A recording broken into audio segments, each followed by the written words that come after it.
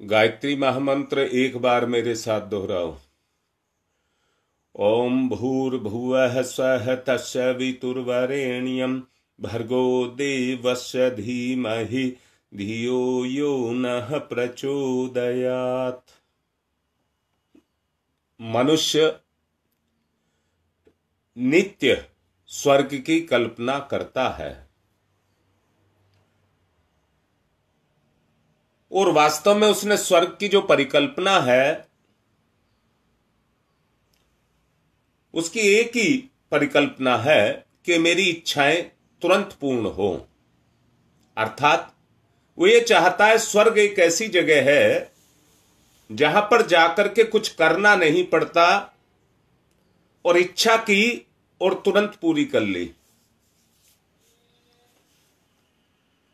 खट्टा मीठा कड़वा जैसा भोग उसे चाहिए वहां पर उसे मिल जाए, उसको वो स्वर्ग मानता है।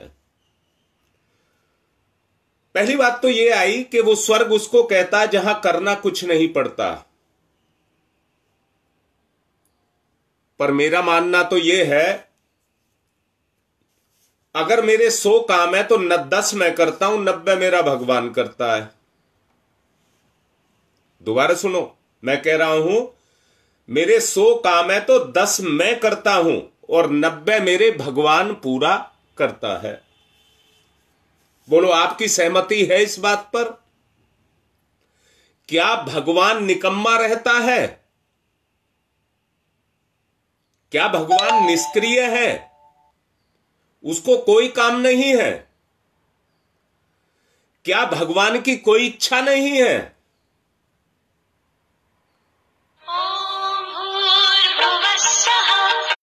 क्या भगवान की कोई इच्छा नहीं है? शायद आप कहीं अंतःकरण की गहराई में जाकर के इस बात को समझते होंगे, ना तो भगवान निष्क्रिय है और उसी की वजह से संसार में जो कुछ भी है वो उसी की वजह से। अगर कुछ अच्छा है तो वो उसी की वजह से है।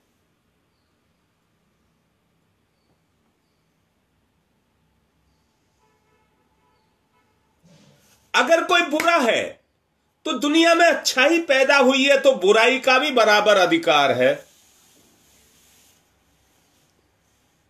वो तो अच्छाई पैदा करता है और हम बुराई पैदा करते हैं। अब बेटा लिखो, मैं आपसे पूछ रहा हूं, आप लिखो, अपने कर्मों से हम नरक की तरफ जा रहे हैं या स्वर्ग की तरफ जा रहे हैं? अपने कर्मों से। क्या भगवान ने मना किया है? किसी ने आपके हाथ पैर बांध करके रखे हैं? हां, एक बात तो मान सकता हूं, कर्मों की रुकावट है। कर्मों की रुकावट है। बोला था वो हमारी कमजोरी है। बेटा, वो हमारी कमजोरी है। हमारी कमजोरी ही हमें नरक की तरफ ले जा रही है।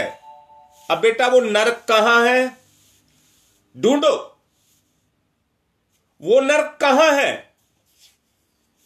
आपकी इच्छा में।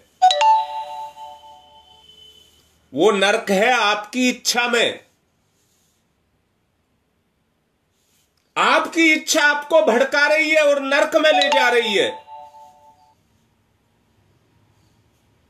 नहीं मानते? ये नहीं मानता।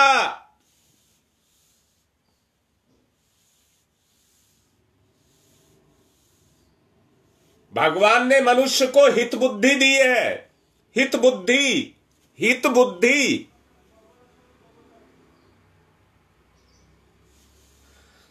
परंतु उसका दुरुपयोग करके नरक को खोद रहा है। जानबूझ करके नरक भोगने की इच्छा रखता है। अन्यथा वृद्ध स्त्री पुरुष अपने लिए स्वर्गीय सुख की कामना करते हैं। बोला, बेटा मेरी बात कहां तक ठीक लग रही है? यह देख करके कम आश्चर्य है कि अधिकांश लोग नरक में जा रहे हैं? बोलो बोलो। अरे सोचो, मैं तुम्हें नहीं कह रहा, जो आज मर रहे हैं वो कहां जा रहे हैं? ये तो बोलती है, यहां से बोलता है कि बेचारा इतना अच्छा था, इतने अच्छे कर्म करता था। नरक स्वर्ग का पता लगता है। संसार को भगवान ने कुछ इस तरह का बनाया है, अगर अपनी हित बुद्धि का सही इस्तेमाल कर ले तो अपने लिए स्वर्ग या आनंद पैदा कर सकता है। कल भी आपको आनंद की बात मैंने कही थी। भगवान ने किसी को दुख देने के लिए यह संसार नहीं बनाया है।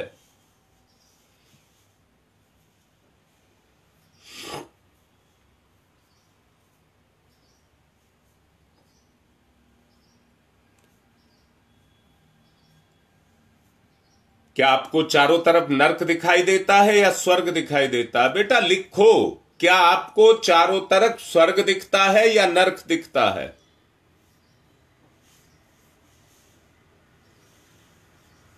इसी में से अपनी गति करनी है।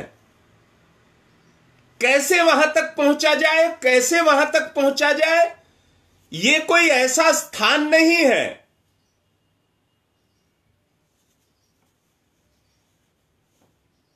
कि जिस पे आपको ले जाकर के बैठा दिया जाए।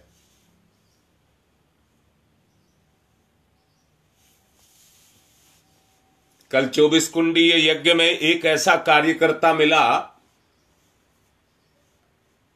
जहां गुरुदेव ने तपस्या हिमालय में की थी, उसने वहां की भी यात्रा की है। 4-5 दिन वहां पर वो रहा है।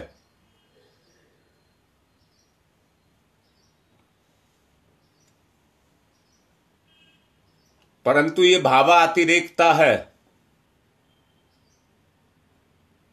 भाव की अतिरेकता है। मेरे गुरु ने वहां पर तपस्या की, पर उसकी कमाई पर किसका हक है? अरे बाप की कमाई पर बच्चों का हक नहीं होता क्या? गुरुदेव ने अपना काम कर लिया, उनकी संपत्ति का सहारा लेकर के हम गुरुदेव के काम को आगे बढ़ाएं।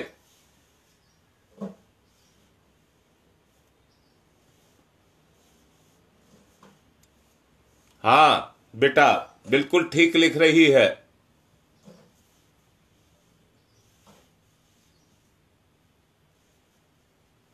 दोनों अपनी सोच में ही हैं।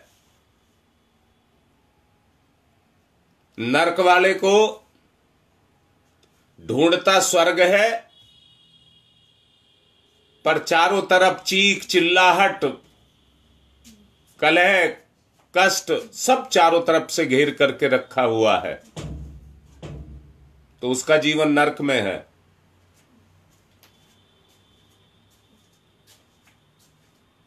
परंतु जिसने अपना रिश्ता ही तोड़ दिया इनसे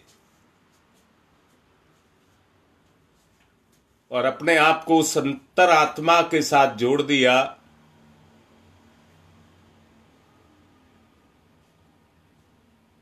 दोनों के अंतर को समझ करके देख लीजिए।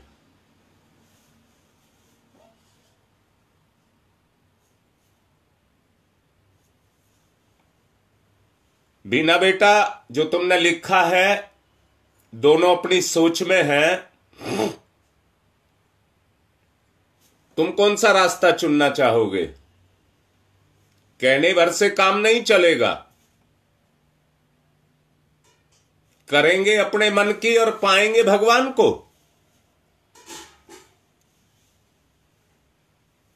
इन दिनों विपरीत अवस्थाओं के दो मार्ग परस्पर विपरीत दिशाओं में चल रहे हैं। मनुष्य स्वर्गीय और नरकीय, मनुष्य स्वर्गीय और नरकीय परिस्थितियों में उत्थान और पतन की अवस्था में पहुंचता जा रहा है।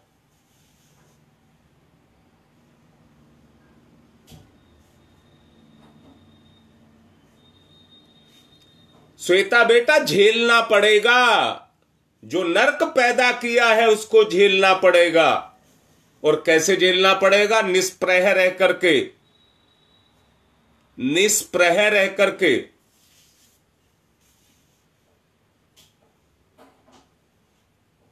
मैं सबको बता दूं, आज मेरा एक ताऊ का लड़का कल रात को हृदय गति रुकने से एक्सपायर हो गया। भगवान का खेल है। बहुत नजदीक मेरे से वो रहा।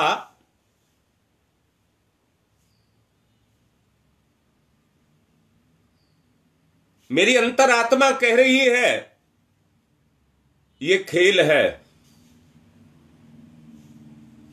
मुझे अभी 8 बजे उसकी शरीर की गति करानी है।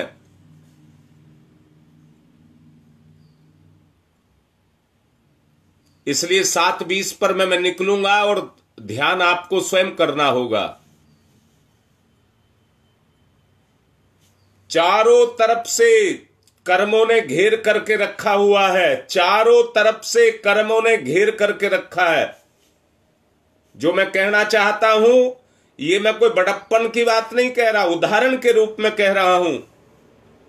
उन सब परिस्थितियों को झेलते हुए भी हमें उस सत्य के मार्ग पर चलना होगा।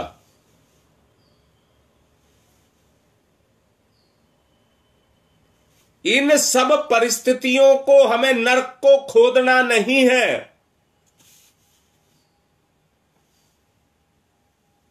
कहीं पर कोई गाय गोबर कर दे,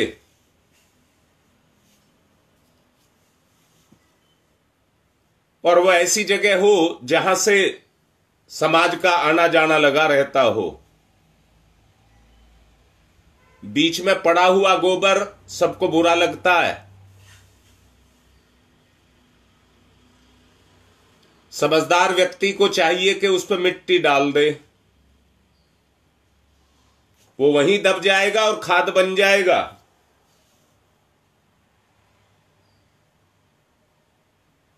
जो छीटा कसी करते हैं, ये गोबर किसकी गाय ने किया? एक डंडी लेकर के और उसमें मारते हैं, वो छीटा कसी करते हैं। गोबर तो कर दिया पर उसके छींटे चारों तरफ फैला देते हैं, वो नरक बना देते हैं। गंदगी को हमेशा दबाना चाहिए।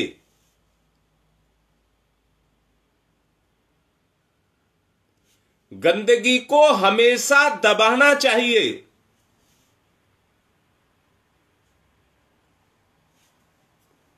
अपने जीवन की जो गंदगी है, यही हमें करना होगा। जो गज कर गुजर रहा है उसको झेलना होगा।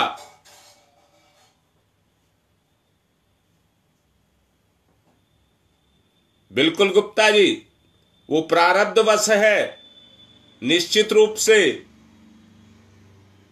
वो प्रारब्धवश है, इसलिए उससे कोई बच नहीं सकता।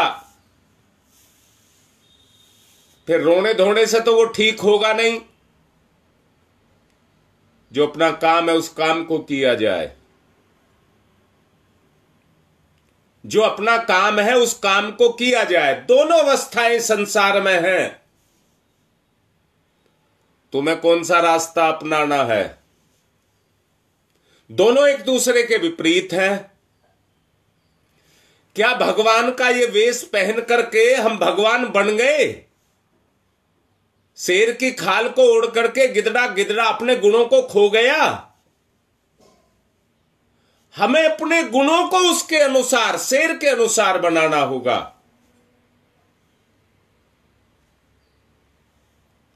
उत्थान पतन की अवस्था है हमारी, उत्थान पतन, इस अवस्था से हम चल रहे हैं। हम चल रहे हैं, आपस की बात कर रहे हैं जो लाइव पर है। उन दोनों में से एक स्वार्थ का और दूसरा परमार्थ का रास्ता है। इन्हीं को शास्त्रीय भाषा में प्रेय और श्रेय भी कहा गया है।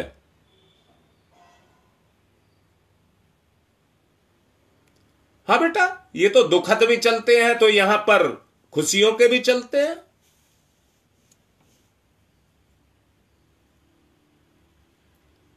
अपनापन, प्रेम, श्रेय और प्रेय, श्रेय और प्रेय, दो रास्ते बताए हैं। इनमें से स्वार्थ या अथवा प्रेय, स्वार्थ अथवा प्रेय, दूसरे शब्दों में कह दूं पतन।